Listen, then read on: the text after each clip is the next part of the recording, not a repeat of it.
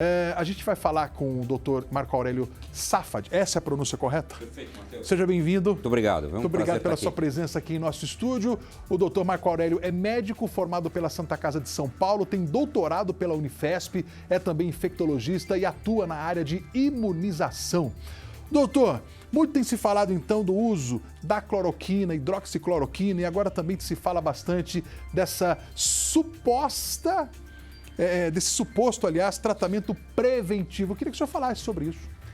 Eu acho que nesse momento, Matheus, a gente tem que ter cautela, né, em relação a esses medicamentos. Eu acho que, vamos dizer, esses mais de 30 anos de vida acadêmica me ensinaram algumas coisas. E a primeira delas é que a gente tem que ter cautela em relação, vamos dizer, a novas iniciativas terapêuticas, as quais nem sempre a gente tem o conhecimento suficiente para entender o momento certo de introduzir, a situação correta de introduzir esses medicamentos. Então, há várias iniciativas terapêuticas, muitas delas têm se mostrado promissoras, mas eu entendo que ainda não há dados, vamos dizer, inequívocos em relação ao que esperar desses medicamentos, quando introduzi-los e que impacto eles vão ter em relação a essa doença. Então, a minha, vamos dizer, sugestão nesse momento é que aqueles indivíduos que contraiam essa doença ouçam a orientação dos seus médicos. Os hospitais têm protocolos montados, coletando evidências para que a gente possa utilizar esses medicamentos da melhor forma possível, ou seja, trazendo os benefícios associados a eles, sem que a gente corra risco dos eventos adversos. Então, utilizá-los sem uma orientação médica e de maneira inadequada é um conselho que eu deixo aqui registrado, que a população não faça isso. Ouça o seu médico, siga a orientação do hospital que está lhe tratando.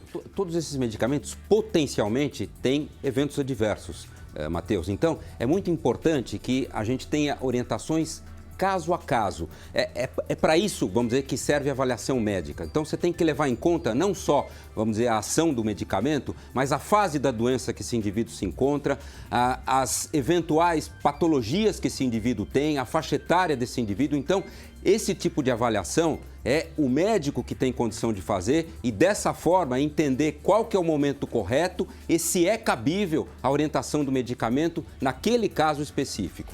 O Dr. Marco Aurélio, segundo a Fiocruz, o medicamento para a AIDS também seria tão eficaz como a cloroquina. Por que esse remédio pode ser, então, uma esperança? Então, vamos lá. Eu acho que aqui também cabe uma orientação que eu tenho visto muito, vamos dizer, as pessoas comentarem os resultados tais in vitro, né? Você já deve ter ouvido falar, Matheus, para in vitro.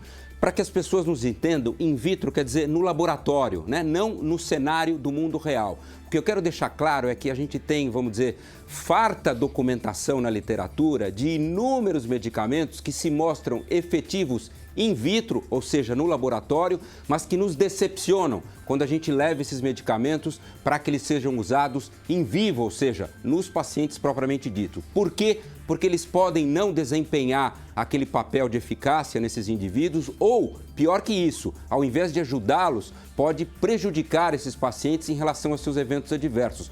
Por exemplo, um paciente que tenha um agravo cardíaco, uma tendência à arritmia, se um desses determinados medicamentos induz um risco dessa ocorrência, ao invés de ajudá-lo, ele pode prejudicar esse indivíduo. Por isso que eu digo que é necessário que a gente tenha dados robustos na literatura, exaustivas investigações que nos permitam dizer, aí sim, de maneira inequívoca e com convencimento científico de que tal medicamento vai ajudar o indivíduo, em que fase esse medicamento deve ser introduzido, em que situação clínica, em que faixa etária, em que condições. Infelizmente, Matheus, as respostas a essas perguntas a gente ainda não dispõe. Então, a gente está se valendo desses estudos para que a gente possa, vamos dizer, proporcionar à população a melhor maneira de enfrentar essa pandemia. Como que a gente pode avaliar atualmente a curva de infectados? Bom, esse é um ponto muito importante, né? Então, para que a gente interprete esses dados, há necessidade de ter cautela. Por que há necessidade de ter cautela? O critério de reporte de casos hoje utilizado aqui no Brasil, ele sofreu uma mudança, vamos dizer, no andar da carruagem. Então, no início, a gente tinha a disponibilidade dos testes para aqueles que chegavam no hospital, no ambulatório, etc. Com o aumento do número de casos, houve uma restrição da disponibilidade de testes, Hoje, os testes são feitos já há algumas semanas somente para aqueles casos do que a gente chama de síndrome respiratória aguda grave, ou seja, aqueles indivíduos que se hospitalizam. Então, hoje, os testes são feitos para os indivíduos hospitalizados. Então, esse número de casos que vem sendo reportados diariamente, eles vão refletir não o número total de indivíduos infectados, mas aqueles que hospitalizaram, que representam, vamos dizer, uma fração do total de casos. Aqueles indivíduos que têm formas assintomáticas, o que quer dizer isso? Indivíduos que, a despeito de infectados, não apresentam sintomas, e isso é frequente, especialmente na população jovem. Aqueles indivíduos que apresentam sintomas, mas que são sintomas muito leves, que não os fazem serem internados e que, portanto, eles não vão ser objeto da identificação através dos exames, e aqueles casos que, eventualmente, mesmo que mais importantes, acabam não tendo oportunidade de serem investigados. Paralelamente a isso, Matheus, a gente tem que lembrar que hoje há um represamento desses exames nos laboratórios, que estão muito sobrecarregados, né? Então, muitas vezes eu recebo no hospital o resultado de um exame que eu solicitei há 10, 15 dias atrás. Então, esses dois fatores nos levam a ter cautela na interpretação do número de casos, porque eles podem refletir, primeiro, vamos dizer, uma fração do real número de casos que a gente tem e com algum atraso em relação a essa situação, ou seja, eles muitas vezes espelham uma situação que a gente tinha uma semana, 10, 15 dias atrás. A gente pode, seria certo a gente dizer que morre mais homens de coronavírus do que mulheres? Esse é um dos achados intrigantes dessa pandemia. Há alguns achados intrigantes, né? E eu diria que esse é um dado que é consistente na literatura. Algo que foi observado na China, foi observado na Itália, na Espanha, há dados sobre isso, foi observado nos Estados Unidos, uma maior mortalidade entre indivíduos do sexo masculino em relação às mulheres. Isso é consistente nos diversos grupos etários. Então, isso nos leva a pensar que faria os homens serem mais propensos a complicações, hospitalizações e mortes que as mulheres. Há duas possibilidades, Matheus.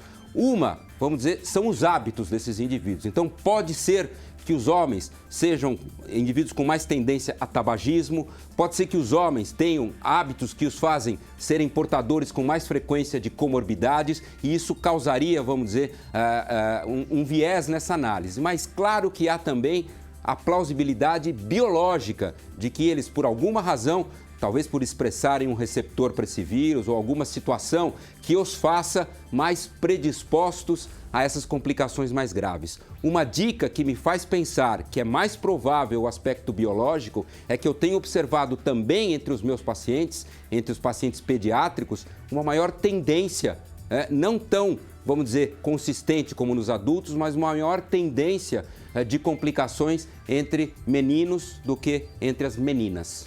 Dr. Marco Aurélio, queria agradecer a sua presença aqui no nosso estúdio. Muito obrigado, Matheus. Um prazer estar aqui.